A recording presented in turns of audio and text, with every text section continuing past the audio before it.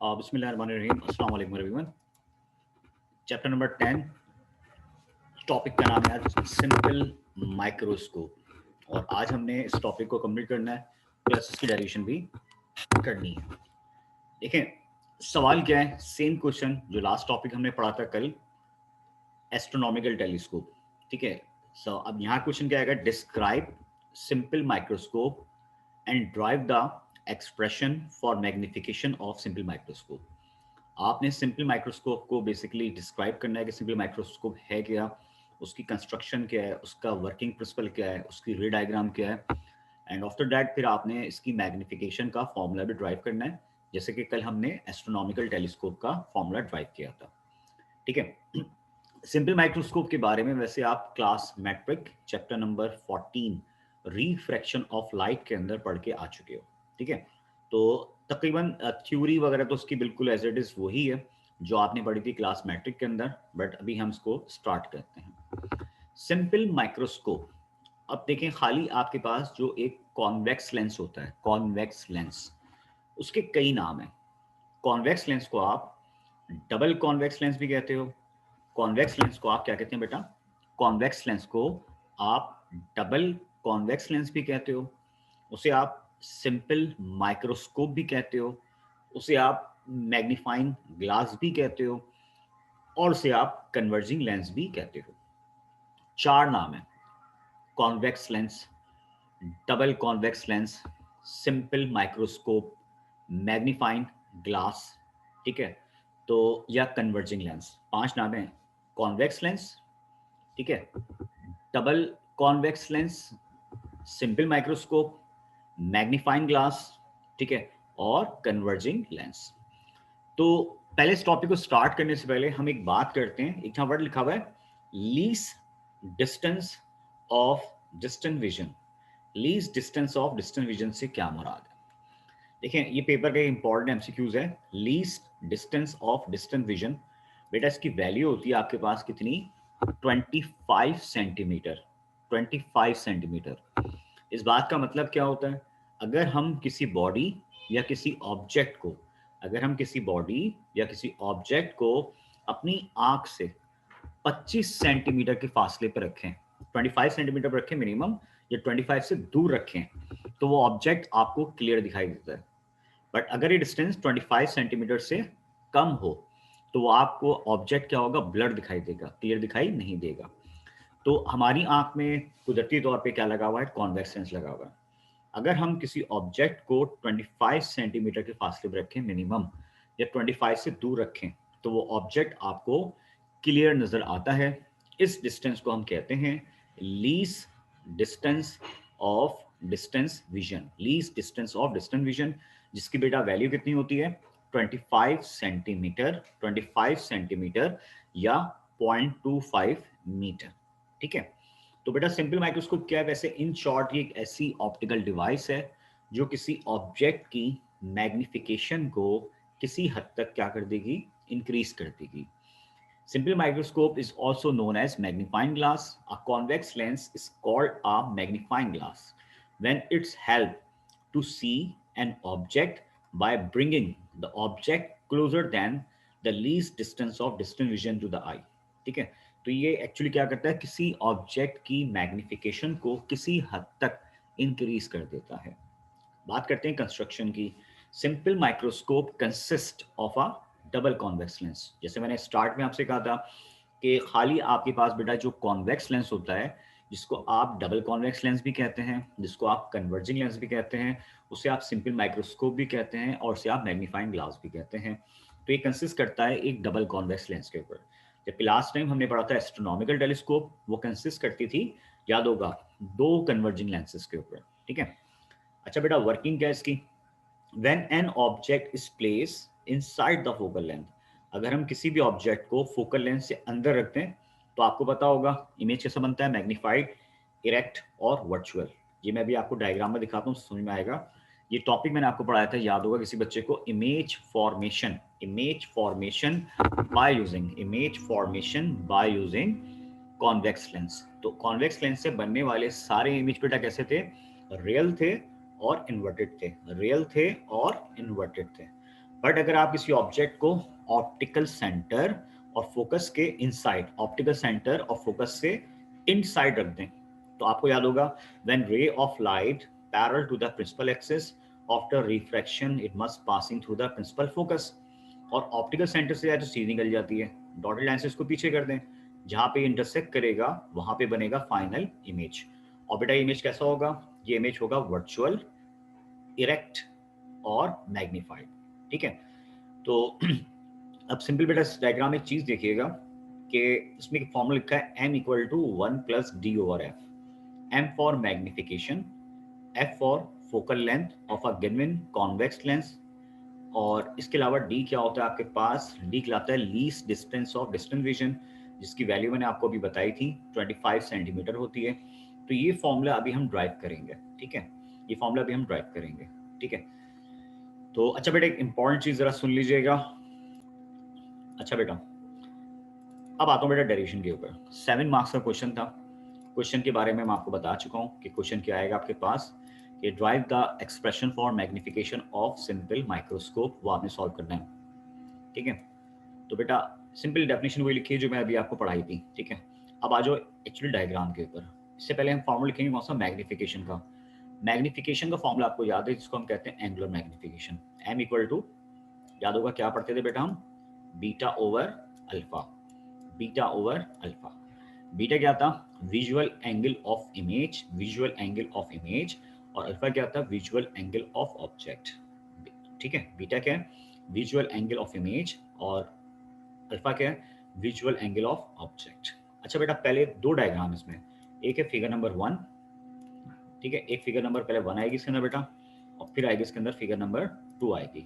दो डायग्राम्स के अंदर आएंगी, फिगर नंबर 1 है ये, और फिर फिगर नंबर 2 आएगी। ठीक है, तो पहले हम फिगर नंबर 1 की बात कर रहे हैं, यानी हम एक ऑब्जेक्ट को देख रहे हैं विदाउट लेंस, डायरेक्ट देख रहे हैं। तो एक ऑब्जेक्ट है जिसकी हाइट आपको दी हुई ए बी। ठीक है, और वो ऑब्जेक्ट कितने फासले पे, ए ई के फासले पे, ए ई जो कि बराबर है बेटा किसके, डी के, डी के, यानी ऑब्जेक्ट कहाँ रखा हुआ है, least distance of distant vision पे रखा हुआ है। और एंगल क्या बनेगा, अल्फा बनेगा। आपको याद है visual angle with respect to object को शो करते हैं अल्फा से, visual angle with respect to image को हम शो करते हैं किससे बेटा, बीटा से। तो पहले हम बात करें डायग्राम नंबर 1 की।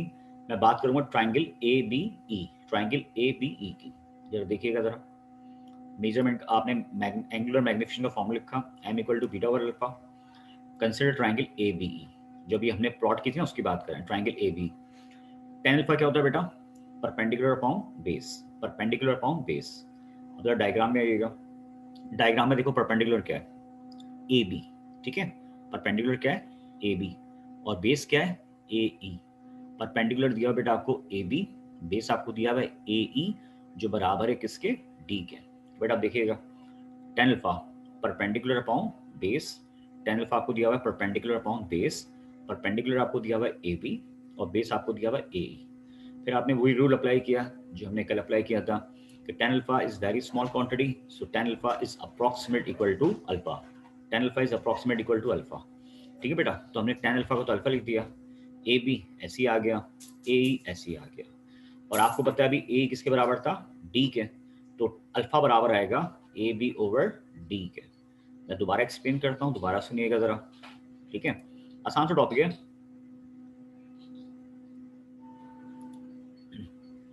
जी बेटा सवाल ऐसे ही आता है ना, पूरा क्वेश्चन ऐसे ही आता है। अच्छा बेटा देखिए, मैग्निफिकेशन का फॉर्मूला था एंगुलर का, m equal to beta over alpha. First we have to find out the value of alpha, after that we have to find out the value of beta. So हम बात करें भाई diagram number 1 की, figure 1 की। Tan alpha बराबर होता है perpendicular upon base, perpendicular आपको क्या दिया हुआ है, परपेंडिकुलर आपको दिया हुआ है ए बी, और बेस आपको दिया हुआ है ए ई। तो क्या हो गया, tan alpha perpendicular upon base, perpendicular क्या दिया बेटा, ए बी दिया हुआ है, बेस क्या दिया हुआ है, ए दिया हुआ है। अब हमने टेन अल्फा को बराबर लिखा है किसके, अल्फा के, तो टेन अल्फा क्या हो गया, अल्फा हो गया, ए बी ऐसी आ गया, ए ई ऐसी आ गया, और ए बराबर आएगा बेटा किसके, डी के, तो अल्फा बराबर आ जाएगा ए बी ओवर डी के। ठीक है, अब बेटा जल्दी सी शाबाश, ये जरा स्टेप देखिएगा, कोई कंफ्यूजन है मुझे बताइएगा, अदरवाइज मैं फिर आगे चलता हूँ।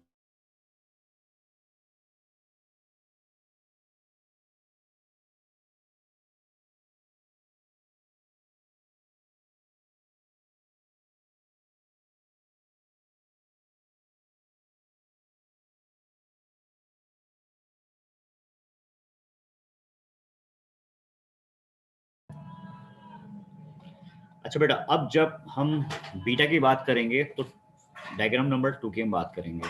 ये डायग्राम मैंने अभी आपको एक्सप्लेन की थी कि जब आप किसी ऑब्जेक्ट को ऑप्टिकल सेंटर और फोकस के मिड में रखो, तो हमने एक ऑब्जेक्ट को ऑप्टिकल सेंटर और फोकस के मिड में रखा है। ये ऑब्जेक्ट रखा है बेटा आपके पास ए बी, लाइट की रे पैरल गई, टकरा के पास होगी कहाँ से? फोकस से। ऑप्टिकल सेंटर से आएगी, सीधी निकल जाएगी, बहुत दूर जाके एक दूसरे को इंटरसेक्ट करती है।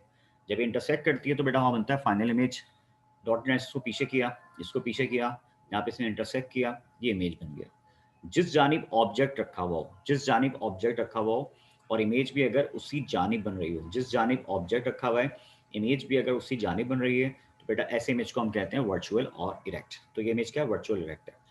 अब हम बात करेंगे ट्राइंगल ए बी ओ की। ये बेटा पी क्या दिया हुआ है? पी दिया हुआ ऑब्जेक्ट डिस्टेंस, और एक्चुअली ये डी है ना, डी, ये एक्चुअली क्या है? क्यू है, इमेज डिस्टेंस, जो बराबर है किसके? डी के। यानी ऑब्जेक्ट डिस्टेंस आपको क्या दिया बेटा? पी दिया हुआ है, और इमेज डिस्टेंस क्यू यानी कि डी के बराबर है। तो अब हम जब टेन बीटा की बात करेंगे तो ट्राइंगल ए बी ओ की बात करेंगे। सेम फॉर्मूला होगा, tan beta equal to perpendicular upon base. Perpendicular क्या आ जाएगा? ए बी, बेस क्या आ जाएगा? ए ओ, और ए ओ बराबर होगा पी के।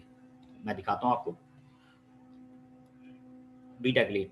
Triangle A B O, tan beta perpendicular upon base, perpendicular upon base हो गया बेटा ये, ठीक है। तो जरा ये देखिएगा, टेन बीटा परपेंडिकुलर हो गया ए बी, बेस हो गया ए ओ, परपेंडिकुलर हो गया ए बी, बेस हो गया ए ओ। और बेटा डायग्राम में देखें, ए ओ किसके बराबर है? ए ओ बराबर है किसके? पी के। ए ओ किसके बराबर है? देखें बेटा, मैं आपसे बात कर रहा हूँ, अब हमें टेन बीटा निकालना है, टेन बीटा की डायरेक्शन करनी है ना, ये वाला पार्ट करना है, ये वाला, ये पार्ट सॉल्व करना है, ठीक है। Triangle A B O, diagram पे वापस आओ। Triangle A B O, perpendicular क्या दिया हुआ है? परपेंडिकुलर दिया आपको ए बी परपेंडिकुलर है, और बेस क्या होगा? ए ओ, बेस होगा ए ओ, और ए ओ बराबर होगा पी के। तो देखिएगा tan beta, ten beta perpendicular upon base, base दिया हुआ है, परपेंडिकुलर दिया हुआ है ए बी, बेस दिया हुआ है ए ओ, और ए ओ बराबर हो गया बेटा किसके? पी के।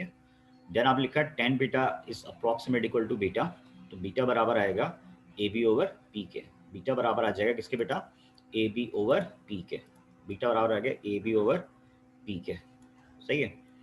जल्दी से इसको देखें। अब अल्फा भी निकाल चुके हो आप, बीटा भी निकाल चुके हो, क्या करोगे? उठा के इसको M equal to beta over alpha में इसको पुट करोगे। बेटा बीटा निकालना आ गया?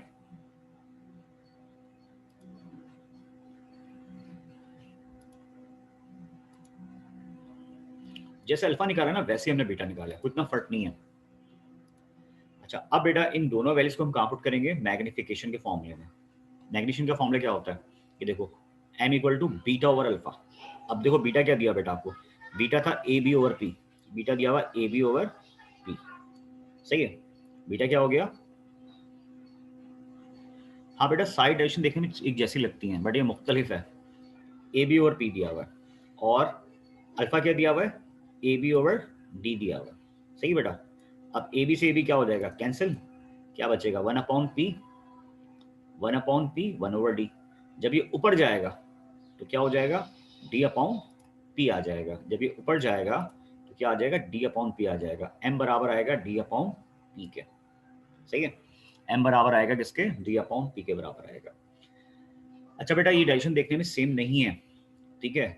एस्ट्रोनॉमिकल टेलीस्कोप मुझे लगता है कि वो ज़्यादा आसान टॉपिक है, सिंपल माइक्रोस्कोप मुश्किल टॉपिक है, कंपाउंड माइक्रोस्कोप मुश्किल टॉपिक है। तो चैप्टर नंबर 10 में 4 टॉपिक हैं। लेंस कॉम्बिनेशन 4 मार्क्स का टॉपिक था, उसके न्यूमेरिकल भी थे। Simple microscope, compound microscope, astronomical telescope, 100% इन 3 डेरिवेशन में से कोई एक डेरिवेशन पेपर में लाजमी तौर पे 7 मार्क्स की आएगी, 7 मार्क्स की आएगी। तो चैप्टर 10 में सिर्फ 4 टॉपिक हैं, lens combination, simple microscope, compound microscope, astronomical telescope, ठीक है। ये 4 टॉपिक हमने करने, बस मेरा एक टॉपिक रह गया। उसके बाद फिर इसके कुछ न्यूमेरिकल में वो करेंगे, चैप्टर 10 में इंशाअल्लाह वाइंड अप हो जाएगा, ठीक है। और चैप्टर 10 हो सकता है कि आप लोगों ने भी कोचिंग वगैरह में ना पढ़ा हो, अगर आप कोचिंग पढ़ते हैं तो फिर आपको एडवांटेज मिलेगा, जब वहाँ पढ़ोगे तो दोबारा एक दफ़ा रिकॉल हो जाएगा आपको। अदरवाइज मैं लेक्चर अपलोड कर दूंगा, वो आप देख लीजिएगा। अच्छा बेटा, यहाँ तो कोई मसला तो नहीं है? M equal to D upon P, ये फॉर्मूला हम निकाल चुके हैं, यहाँ तक किसी किस्म की प्रॉब्लम? ठीक है, गुड। अब देखो बेटा, डायरेक्शन खत्म नहीं हुई। एस्ट्रोनॉमिकल टेलीस्कोप कल यहाँ तक खत्म हो चुकी थी, ये खत्म नहीं हुई। अब आपने लिखा lens formula 1/f equal to 1/p plus 1/q। 1/f बराबर है 1/p प्लस 1/q के। अब बेटा आपने 1/f को 1/f लिखा, 1/p को 1/p लिखा, q को आपने पुट किया माइनस का d, q को पुट किया माइनस का d। इसकी क्या रीजन है? डायग्राम में वापस आओ जरा, डायग्राम दिखेगा बेटा। ये जो d था ये किसके बराबर था बेटा? d एक्चुअली शो कर रहा था इमेज डिस्टेंस को, यानी q बराबर था किसके? d के। q बराबर था किसके? d के बराबर था, सही है। According to this figure q बराबर है बेटा किसके? d के बराबर है। और ये इमेज कैसा है बेटा? वर्चुअल है, तो उसकी साइन कौन सी आएगी? माइनस की। q बराबर आएगा माइनस के d के, क्योंकि इमेज क्या है? वर्चुअल है। q बराबर है माइनस d के, क्योंकि जो बनने वाला इमेज है वो आपके पास क्या आ रहा है बेटा? वर्चुअल आ रहा है। तो बात समझ आएगी? q equal to minus D Q हुआ, यानी इमेज बनेगा least distance of distance vision पे, और क्योंकि बनने वाला इमेज क्या है? वर्चुअल है, इसकी साइन आ रही है माइनस।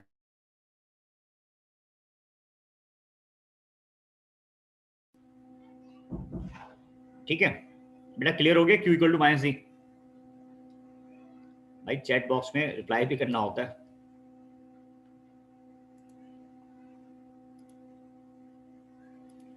ठीक है, असल में मुझे तसल्ली हो जाए ना, समझ में आ रहा है तो मैं आगे चलूं।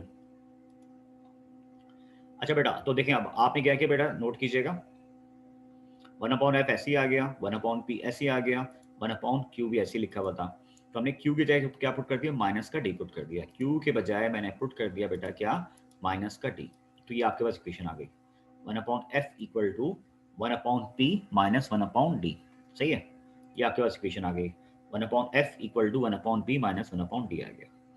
अब बेटा हम पूरी इक्वेशन को मल्टीप्लाई कर रहे हैं d से, पूरी इक्वेशन को d से मल्टीप्लाई कर रहे हैं। सवाल ये पैदा होता है कि हमने पूरी इक्वेशन को d से मल्टीप्लाई क्यों किया? ठीक है जी बेटा, मिल जाएगा लेक्चर आपको ये। अच्छा, पूरी इक्वेशन को हमने d से मल्टीप्लाई क्यों किया? देखें, एक्चुअली m बराबर है d अपॉन p के, m बराबर है d अपॉन p के। तो हम पूरी इक्वेशन को मल्टीप्लाई बाय d कर रहे हैं, तो d अपॉन p, d से मल्टीप्लाई किया d upon p minus d upon d equal to d upon f, d upon p minus d upon d equal to d upon f आ गया। तो भाई देखें d अपॉन p ऐसे ही आ गया, d से d कट जाएगा, 1 बचेगा, और d ओवर f ऐसे ही आ जाएगा। अब ये बेटा -1 था, इस तरफ जाके क्या हो जाएगा बेटा? +1 हो जाएगा। -1 था, इस जानिब जाके क्या हो जाएगा? +1 हो जाएगा। सही है, आगे स्टेप जरा सुनना क्या होगा। वो आपका d अपॉन p, देखें d अपॉन p किसके बराबर है? m के। तो इस m बराबर है d अपॉन p के, तो हम इस d अपॉन p के बजाय पुट कर देंगे m। m बराबर आएगा 1 प्लस d ओवर f के, m बराबर आएगा 1 प्लस d ओवर f के। f for focal length, d for least distance of distance vision. ठीक है, तो डायरेक्शन यहाँ पे बेटा क्या होगी? प्रूफ हो गई। जल्दी से शाबाश, इस डायरेक्शन देख लीजिएगा। फिर मैं इसी टॉपिक का न्यूमेरिकल भी सॉल्व कर रहा हूँ, जो कि बुक में मौजूद नहीं है। इस टॉपिक के जो न्यूमेरिकल पेपर में आए हैं बुक में नहीं है। अच्छा बेटा देखें, हमने इक्वेशन को मल्टीप्लाई किया d से, यहाँ d अपॉन p आ जाएगा, यहाँ d अपॉन d आ जाएगा, यहाँ d अपॉन f आ जाएगा। तो बेटा d अपॉन p ऐसे ही आ गया, d से d कैंसिल हो गया, 1 बचेगा, d ओवर f ऐसे ही आ जाएगा। ये माइनस का 1 था, राइट साइड पे आएगा तो +1 हो जाएगा। d से मल्टीप्लाई क्यों किया था? क्योंकि देखिए हमने निकाला था m बराबर है m बराबर था d अपॉन p के, इसलिए हमने d अपॉन p के जगह पुट किया m, 1 plus d over f ऐसे ही आ गया। m फॉर मैग्निफिकेशन, इसे हम एंगुलर मैग्निफिकेशन भी कहते हैं, d for least distance of distance vision, और f फॉर फोकल लेंथ। ठीक है, शाबाश, जल्दी से यहाँ तक देखें, मैं डायरेक्शन दिखा देता हूँ, कोई मसला है मुझे बता दीजिए। फिर इसी टॉपिक का मैं एक न्यूमेरिकल भी आपको भी करवा रहा हूँ।